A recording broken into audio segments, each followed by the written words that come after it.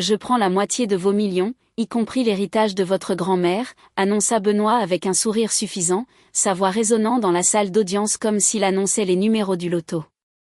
La confiance dans son ton me retourna l'estomac, mais je me forçai à rester calme à ma place, à la table de la défense. Je m'appelle Judith Dubois. J'ai 45 ans et je n'aurais jamais imaginé me retrouver devant un tribunal de divorce à Paris, en regardant mon mari depuis 5 ans tenter de voler tout ce pourquoi j'avais travaillé toute ma vie. Benoît était assis de l'autre côté de la pièce avec son avocat, l'air d'avoir déjà gagné le loto. Son costume coûteux, que j'avais payé, bien sûr, était parfaitement repassé, et ses cheveux dorés étaient coiffés en arrière de cette manière qui me charmait autrefois, mais qui maintenant me donnait la nausée. Votre honneur, continua l'avocat de Benoît, mon client a droit à la moitié de tous les biens matrimoniaux, y compris l'héritage substantiel que Madame Dubois a reçu pendant leur mariage. La mallette de l'avocat était remplie de documents, tous décrivant comment Benoît prévoyait de s'en aller avec l'argent durement gagné de ma grand-mère. Je regardais les spectateurs de la salle d'audience se pencher en avant sur leurs sièges, clairement fascinés par ce qu'ils supposaient être un règlement financier massif. Certains d'entre eux calculaient probablement les chiffres dans leur tête, se demandant combien Benoît emporterait. Quelques journalistes s'étaient même présentés, attirés par les rumeurs d'une affaire de divorce de plusieurs millions d'euros impliquant une femme d'affaires parisienne de premier plan. La juge Moreau, une femme sévère d'une 60aine d'années aux cheveux gris acier, examina les premiers documents avec une expression neutre.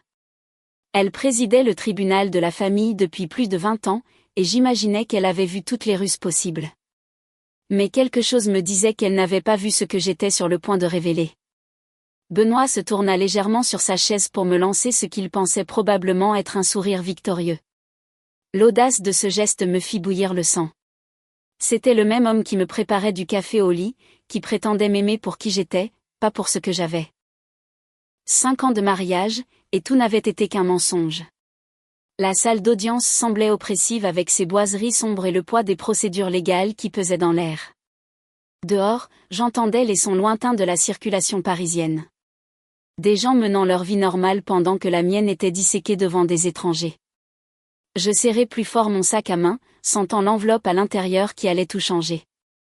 Madame Dubois, la juge Moreau s'adressa directement à moi. Avez-vous une réponse à ces allégations ? Je me levai lentement, le cœur battant, mais ma détermination plus forte que jamais. C'était le moment que j'attendais. Le moment où l'avidité de Benoît le rattraperait enfin. Votre honneur, je crois que le tribunal doit voir quelque chose. Avec le recul, j'aurais dû voir les signes avant-coureurs bien plus tôt dans notre relation. Benoît m'avait séduite à un moment particulièrement vulnérable de ma vie. Je venais d'avoir 40 ans et je dirigeais ma société de conseil, Analyse Lumière, avec un succès modeste, mais peu de temps pour la romance. Ma grand-mère avait été ma plus proche compagne jusqu'à sa mort 3 ans avant ma rencontre avec Benoît, et je pleurais encore sa perte lorsqu'il apparut à une conférence d'affaires à Lyon. Il était charmant, attentionné, et semblait sincèrement intéressé par mon travail d'aide aux petites entreprises pour optimiser leurs opérations. Vous êtes brillante, disait-il, me regardant examiner les rapports financiers. Je n'ai jamais rencontré personne qui comprenne les chiffres comme vous. À l'époque, je pensais qu'il était impressionné par mon intelligence. Maintenant, je réalisais qu'il calculait ma valeur nette. Notre cours était un tourbillon de dîners coûteux et d'escapades romantiques. Benoît travaillait comme responsable des ventes pour une entreprise pharmaceutique, mais il semblait toujours avoir de l'argent pour des rendez-vous somptueux. Je crois qu'il faut d'investir dans les gens qui comptent pour moi, disait-il lorsque je questionnais ses dépenses. J'étais flatté par son attention et sa générosité, ne réalisant pas qu'il planifiait déjà sa stratégie d'investissement à long terme. Lorsque Benoît a proposé après 8 mois, j'étais hésitante. Ma grand-mère m'avait toujours mise en garde contre les hommes qui vont trop vite, mais Benoît était persistant. La vie est trop courte pour attendre, insistait-il. Je sais ce que je veux, et je vous veux. Sa proposition était élaborée, un dîner privé sur une péniche avec un quatuor jouant nos chansons préférées. La bague était magnifique, valant probablement plus que son salaire annuel, même si je n'y ai pas pensé à l'époque. Mon avocate, Patricia Durand, avait insisté sur un contrat de mariage. Toute femme d'affaires prospère a besoin de protection, m'avait-elle expliqué. Ce n'est pas romantique, mais c'est pratique. Je m'étais senti gênée d'en parler à Benoît, craignant qu'il ne pense que je ne lui faisais pas confiance ou que j'étais plus axée sur l'argent que sur l'amour. Mais la réaction de Benoît m'avait surprise. Il avait ri et l'avait écarté comme si ce n'était rien. Bien sûr, ma chérie. Tout ce qui vous met à l'aise. Je ne vous épouse pas pour votre argent. Je vous épouse pour vous. Il avait signé les papiers sans même les lire, plaisantant que l'amour n'avait pas besoin de petits caractères. Son attitude désinvolte m'avait convaincu que mes inquiétudes étaient infondées. C'est juste une formalité romantique, avait-il dit, griffonnant sa signature avec un trait d'élégance, comme promettre d'aimer, d'honorer et de chérir, mais avec plus de jargon juridique. Je me souviens m'être senti soulagé qu'il soit si compréhensif, si désireux d'apaiser mes préoccupations. Patricia avait été minutieuse dans la rédaction de l'accord, protégeant non seulement mes actifs existants, mais aussi tout héritage futur ou croissance commerciale. L'héritage de votre grand-mère vous reviendra finalement, m'avait-elle rappelé. Cela garantit qu'il reste dans votre famille où il doit être. À l'époque, je pensais qu'elle était excessivement prudente. Maintenant, je réalisais qu'elle avait été absolument prévoyante. Le vrai choc est survenu 18 mois après notre mariage, lorsque j'ai reçu l'appel concernant l'héritage de ma grand-mère. Elle m'avait tout laissé, sa maison, ses placements, sa collection de livres rares, et 2,8 millions d'euros en fonds gérés avec soin. C'était bien plus que ce à quoi je m'étais jamais attendu, et l'héritage a transformé ma situation financière du jour au lendemain. La réaction de Benoît à la nouvelle avait été révélatrice, bien que j'aie manqué sa signification à l'époque. Ses yeux s'étaient littéralement illuminés quand je lui avais parlé de l'argent. 2,8 millions, avait-il répété comme s'il ne pouvait pas y croire. Judith, nous sommes riches. La façon dont il avait dit « nous sommes » aurait dû être mon premier indice. À partir de ce moment-là, les habitudes de dépenses de Benoît avaient changé de façon spectaculaire. Il avait quitté son emploi dans les 6 mois, affirmant qu'il voulait explorer de nouvelles opportunités et être là pour soutenir mon succès. Ce qu'il avait réellement fait, c'était dépenser mon argent comme si c'était sa propre allocation personnelle. Il avait acheté une voiture de luxe soi-disant à des fins de réseautage. Il avait investi dans le restaurant d'un ami sans me consulter, perdant 30 000 € lorsque l'entreprise avait fait faillite en 1 an. Il avait réservé des vacances coûteuses, rejoint un club de golf exclusif et avait commencé à s'habiller comme s'il avait toujours été riche. Chaque fois que je questionnais un achat, il me rappelait que nous étions partenaires et que les couples devaient se faire confiance pour les décisions financières. Le point de rupture est survenu il y a 6 mois lorsque j'ai découvert que Benoît disait aux gens du country club que l'héritage était de l'argent familial qui nous appartenait à tous les deux. Il avait commencé à se présenter comme un investisseur et un entrepreneur, oubliant commodément de mentionner que tous ces investissements étaient réalisés avec la fortune soigneusement préservée de ma grand-mère. Lorsque je l'ai confronté à ces mensonges et à ces dépenses, Benoît est devenu défensif, puis cruel. « Tu agis comme si c'était un grand secret que j'ai épousé quelqu'un de plus riche », avait-il claqué. « Tout le monde sait que tu avais besoin de quelqu'un comme moi pour profiter de la vie. Avant que nous nous rencontrions, tu n'étais qu'une bourreau de travail solitaire sans vie sociale. » Ces mots m'ont profondément blessé parce qu'il y avait une part de vérité en eux. J'avais été seule, et Benoît avait apporté de l'excitation et de la compagnie dans ma vie. Mais j'ai réalisé qu'il jouait un jeu à long terme, se positionnant comme mon sauveur tout en planifiant systématiquement de réclamer tout ce que j'avais hérité. Le coup de grâce est venu lorsque j'ai trouvé des courriels entre Benoît et son avocat discutant de la stratégie de divorce. Il planifiait cela depuis des mois, le chronométrant pour maximiser son règlement potentiel. Benoît avait même recherché les lois sur le divorce en France, cherchant des moyens de prétendre que son soutien émotionnel et ses contributions au mode de vie lui donnaient droit à une plus grande part de mes actifs. C'est à ce moment-là que j'ai finalement recontacté Patricia et que j'ai demandé le divorce moi-même. Je refusais de laisser Benoît contrôler le récit ou le calendrier. S'il voulait se battre pour l'argent de ma grand-mère, je lui en donnerais un, mais cela ne se passerait pas comme il s'y attendait. Maintenant, debout dans cette salle d'audience, j'étais prête à montrer à Benoît et à tous les autres ce que son avidité lui avait valu. Je plongeai la main dans mon sac et en retirai l'enveloppe jaune que Patricia avait préparée pour ce moment précis. La salle d'audience était complètement silencieuse, à l'exception du doux froissement du papier et du bourdonnement lointain du système de climatisation. L'expression confiante de Benoît vacilla légèrement tandis qu'il me regardait m'approcher du banc de la juge. « Votre honneur, dis-je, ma voix ferme et claire. Je crois que le tribunal doit examiner ce document avant de procéder à toute discussion sur le partage des biens. » La juge Moreau tendit la main et accepta l'enveloppe. « Quelle est la nature de ce document, Madame Dubois ? » « C'est un contrat de mariage, votre honneur. Un que mon mari a signé avant notre mariage il y a 5 ans. » Le changement d'atmosphère dans la salle d'audience fut immédiat et électrique. L'avocat de Benoît, un homme mince nommé Gérard Lévesque, bondit de sa chaise comme s'il avait été piqué. « Votre honneur, nous n'avons été informés d'aucun contrat de mariage. C'est très irrégulier. »« Asseyez-vous, maître Lévesque, » ordonna la juge Moreau, brisant déjà le sceau de l'enveloppe. « J'examinerai les documents et déterminerai leur validité. » Je retournai à ma place, gardant les yeux fixés sur Benoît. Son visage était passé de confiant à confus, puis à quelque chose approchant la panique en l'espace de 30 secondes. Il chuchotait frénétiquement à son avocat, faisant des gestes vers le banc de la juge. Je pouvais distinguer des fragments de ses paroles urgentes, elle n'a jamais mentionné. « Et comment est-ce possible ? » Patricia Durand, mon avocate, resta parfaitement calme à mes côtés.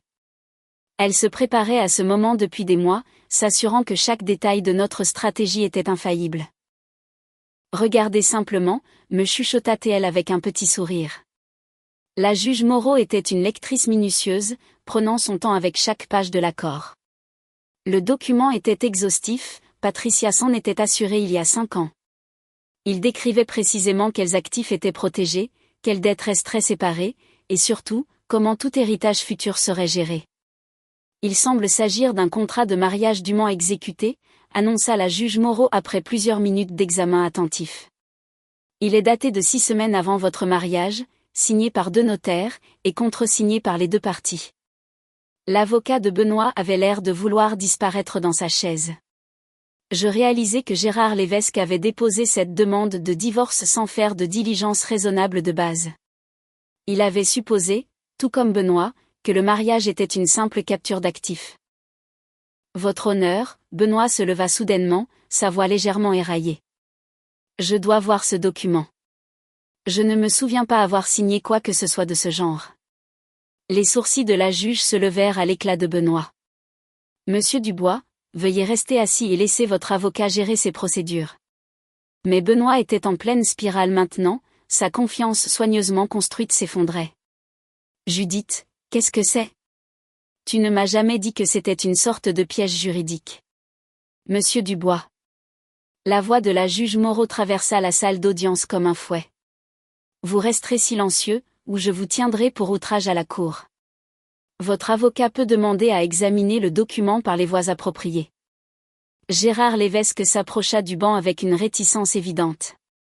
Je l'observais examiner le contrat de mariage, son visage pâlissant à chaque page. Il retourna à sa table et commença à chuchoter d'urgence à Benoît, qui secouait la tête d'incrédulité. Les spectateurs de la salle d'audience étaient maintenant pleinement engagés, sentant que quelque chose de dramatique se déroulait. J'entendais des conversations étouffées et le grattement des stylos des journalistes alors qu'ils essayaient de saisir chaque détail de l'humiliation publique de Benoît. « Votre honneur », Gérard s'adressa finalement à la cour, sa voix manquant notablement de sa confiance initiale. « Mon client souhaite demander une brève suspension pour examiner ces documents plus en profondeur. » La juge Moreau consulta sa montre. « Maître Lévesque, n'avez-vous pas mené de découverte concernant d'éventuels contrats de mariage avant de déposer vos demandes de biens ?» Le silence de l'avocat fut une réponse suffisante. Benoît était si confiant dans sa stratégie qu'il n'avait même pas mentionné la possibilité d'un contrat de mariage à son avocat. Gérard Lévesque avait été pris au dépourvu, tout comme son client. « Je vous donne 10 minutes pour examiner le document », déclara la juge Moreau. « Mais je dois vous avertir que cela semble être un accord juridiquement contraignant qui affecte considérablement les réclamations de votre client. » Pendant la suspension, j'observais Benoît et son avocat penchés dans une conversation intense près des fenêtres de la salle d'audience. Les gestes de Benoît devenaient plus animés et désespérés alors que Gérard expliquait les implications du contrat de mariage. Même de l'autre côté de la pièce, je pouvais voir le moment exact où Benoît réalisa que son plan avait complètement échoué. Patricia profita de ce temps pour revoir ses propres notes et se préparer à ce qu'elle savait être les dernières tentatives désespérées de Benoît pour contester l'accord. Il va invoquer la fraude ou la contrainte, prédit-elle tranquillement. Les hommes comme Benoît blâment toujours tout le monde lorsque leur combine s'effondre. Elle avait raison. Lorsque la cour reprit, Gérard Lévesque se lança immédiatement dans un argument juridique désespéré. Votre honneur, mon client estime avoir été trompé sur la nature de ce document. Madame Dubois l'a présenté comme une formalité romantique, et non comme un accord complet de protection des actifs. La juge Moreau parut distinctement peu impressionnée.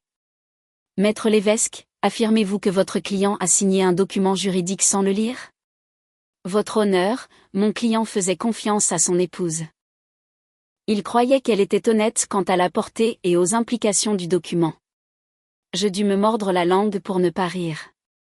Benoît avait toujours été fier d'être un homme d'affaires astucieux, quelqu'un qui savait lire les gens et les situations. Maintenant, son avocat affirmait qu'il était trop confiant et naïf pour comprendre un contrat juridique. Le document est clairement intitulé « Contrat de mariage », observa la juge Moreau, feuilletant les pages. Il contient des avertissements standards concernant la recherche de conseils juridiques indépendants. Votre client a-t-il choisi de renoncer à ce droit? Gérard feuilleta nerveusement ses papiers. Oui, votre honneur. Mon client a renoncé à son droit à un avocat indépendant. Et le document a été examiné par un notaire public, n'est-ce pas? En présence de votre client qui a confirmé son identité. Oui, votre honneur. La juge Moreau tourna son attention directement vers Benoît. Monsieur Dubois, lorsque vous avez signé ce document, quelqu'un vous y a-t-il forcé? Étiez-vous sous une quelconque contrainte ou coercition? Le visage de Benoît était rouge de gêne et de colère. Non, votre honneur, mais je pensais que ce n'était que de la paperasse. Judith m'a fait croire que cela n'avait pas d'importance. Avez-vous lu le document avant de le signer? La question resta en suspens dans l'air comme une épée. Benoît regarda autour de la salle d'audience comme s'il cherchait une échappatoire. Le silence s'étira jusqu'à devenir inconfortable pour toutes les personnes présentes. Monsieur Dubois, je vous ai posé une question directe. Je l'ai survolé, admit finalement Benoît, mais Judith a dit que c'était juste une formalité. L'expression de la juge Moreau était un chef-d'œuvre de désapprobation judiciaire. Monsieur Dubois, vous avez signé un document juridique sans le lire après avoir renoncé à votre droit à un avocat, et maintenant vous demandez à ce tribunal de l'invalider parce que vous ne l'avez pas pris au sérieux? La salle d'audience était complètement silencieuse. Même les journalistes avaient cessé d'écrire, hypnotisés par l'humiliation publique de Benoît. Je ressentis une vague de satisfaction en le regardant se tortiller sous le regard scrutateur de la juge. Votre honneur, Gérard fit une dernière tentative. Peut-être pourrions-nous arguer que l'accord est inadmissible étant donné la disparité dans. Maître Lévesque, l'interrompit la juge Moreau. Avez-vous examiné les déclarations financières incluses dans ce contrat de mariage? Gérard feuilleta le document à nouveau, cherchant clairement quelque chose qu'il avait manqué. Il y a de nombreuses déclarations financières ici, votre honneur. En effet, répondit la juge Moreau. Madame Dubois a fourni une documentation complète de ses actifs, de ses revenus et de son héritage attendu. Votre client a signé des accusés de réception confirmant qu'il avait examiné et compris toutes les informations financières. C'est l'un des contrats de mariage les plus complets que j'ai vus en 23 ans sur le banc. Benoît avait l'air d'être sur le point de vomir. Le Golden Boy, qui avait charmé son chemin à travers la vie, faisait enfin face aux conséquences de ses actes. La juge Moreau s'éclaircit la gorge et commença à lire directement le contrat de mariage, sa voix portant clairement à travers la salle d'audience silencieuse. Section 4, paragraphe A. Tous les actifs détenus par l'une ou l'autre partie avant le mariage resteront la propriété distincte de cette partie. Section 4, paragraphe B.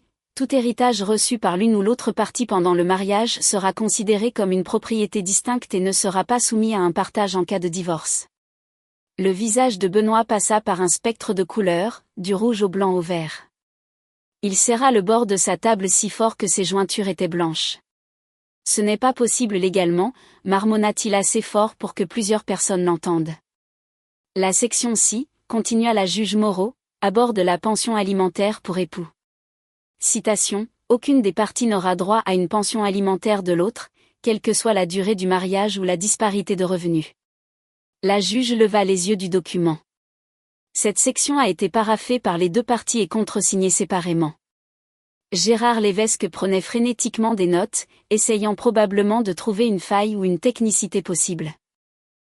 Mais Patricia avait été trop minutieuse il y a 5 ans. Chaque défi potentiel avait été anticipé et traité. Votre honneur, me levai-je. Si je peux m'adresser à la cour. Procédez, Madame Dubois. Lorsque j'ai hérité des biens de ma grand-mère il y a 18 mois, j'ai consulté mon avocate pour savoir si l'héritage était protégé en vertu du contrat de mariage. Nous avons confirmé qu'il était entièrement couvert par la section 4, paragraphe B.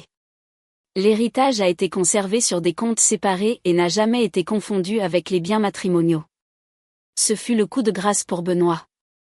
Non seulement le contrat de mariage était blindé, mais j'avais été scrupuleusement attentive à maintenir l'héritage séparé. Il n'y avait aucun moyen pour lui de réclamer une partie quelconque de celui-ci. La juge Moreau hocha la tête d'approbation. Madame Dubois, avez-vous utilisé une partie de votre héritage pour des dépenses matrimoniales ou des achats conjoints? Non, votre honneur. J'ai maintenu mon revenu régulier pour les dépenses ménagères. L'héritage est resté complètement séparé. Benoît explosa. Ce n'est pas vrai. Elle a acheté des choses pour nous. Elle a payé des vacances. Monsieur Dubois. La voix de la juge Moreau était glaciale. Vous êtes hors de propos. Asseyez-vous immédiatement. Mais Benoît était au-delà de la raison maintenant. Sa façade soigneusement construite s'était complètement effondrée. C'est insensé. Je suis avec elle depuis 5 ans. Je l'ai soutenue émotionnellement. J'ai abandonné ma carrière.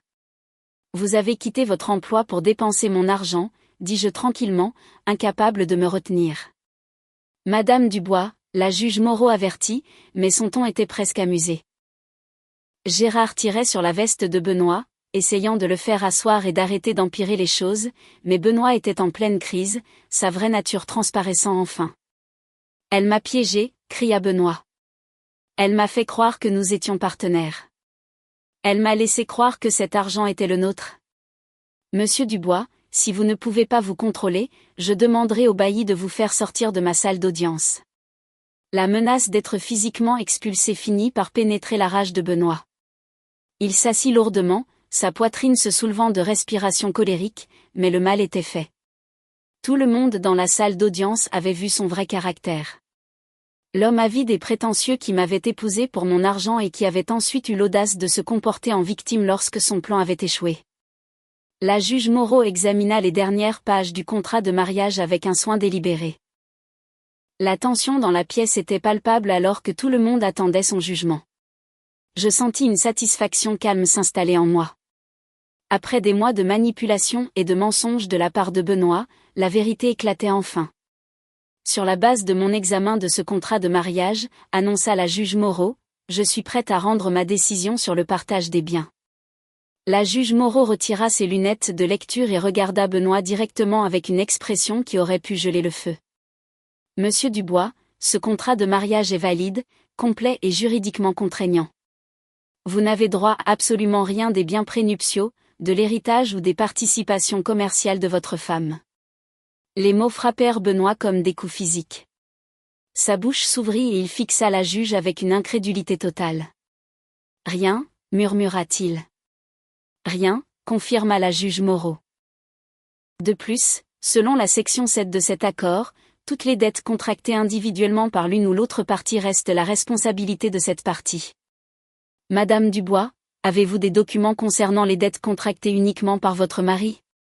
Patricia me tendit un épais dossier que je remis au bailli. Oui, votre honneur. Des dettes de carte de crédit, le prêt automobile, l'investissement raté dans le restaurant et les frais de club de campagne totalisant environ 87 000 €. L'avocat de Benoît avait l'air de vouloir disparaître entièrement.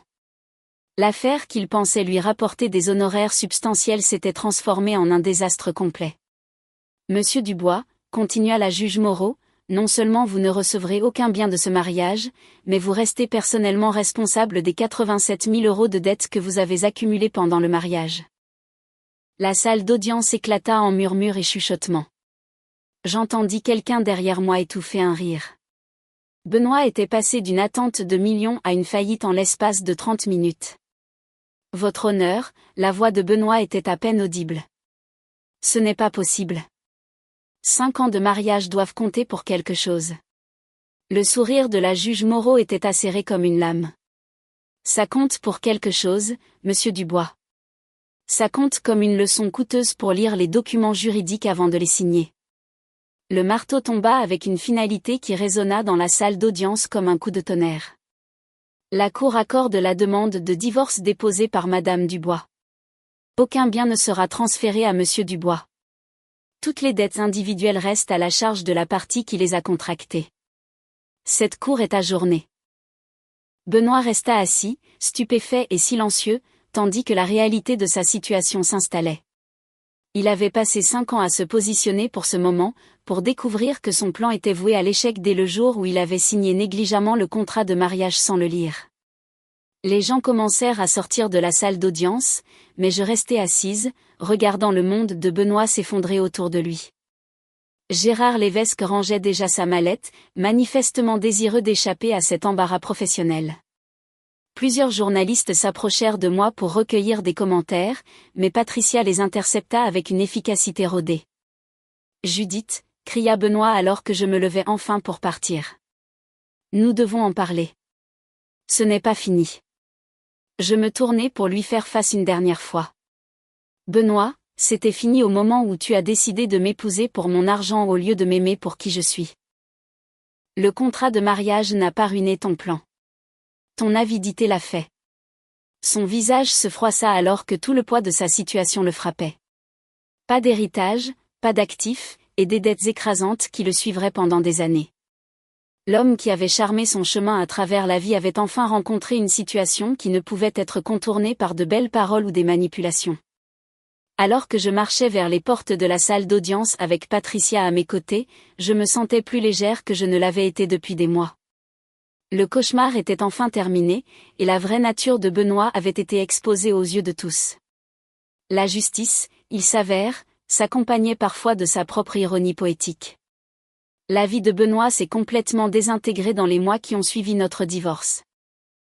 Les 87 000 € de dette l'ont forcé à la faillite en 6 mois, détruisant son crédit et lui rendant impossible de maintenir son style de vie. Sa réputation dans la communauté des affaires parisiennes a été ruinée lorsque la nouvelle s'est répandue sur la façon dont il avait essayé de voler l'héritage de sa femme, faisant de lui une histoire édifiante sur les contrats de mariage et les dangers d'épouser pour l'argent. Le country club a révoqué son adhésion lorsqu'il n'a pas pu payer ses cotisations, et la voiture de luxe a été saisie, le rendant dépendant des transports en commun. Sa vie amoureuse est devenue inexistante car les femmes de nos cercles sociaux ont appris son projet de chasse à l'or, se mettant mutuellement en garde contre l'homme charmant qui considérait le mariage comme une transaction commerciale. Il a été contraint d'emménager avec ses parents âgés à Nice et de prendre un emploi de vendeur de niveau débutant, ses rêves de vivre de l'argent de ma grand-mère étant remplacés par la dure réalité de recommencer à 47 ans avec rien d'autre que des dettes et une réputation endommagée. J'ai utilisé une partie de mon héritage protégé pour créer la Fondation Dubois, qui fournit une assistance juridique aux femmes qui cherchent des contrats de mariage et une représentation en divorce, garantissant que d'autres femmes ne seraient pas victimes de prédateurs financiers comme Benoît. En repensant à mon parcours de femme confiante à femme divorcée émancipée, j'ai réalisé que la sagesse de ma grand-mère concernant la protection de la richesse familiale m'avait épargné plus qu'une simple perte financière. Elle m'avait épargné une vie entière d'être utilisée par quelqu'un qui ne voyait mon amour que comme un chemin vers l'argent facile.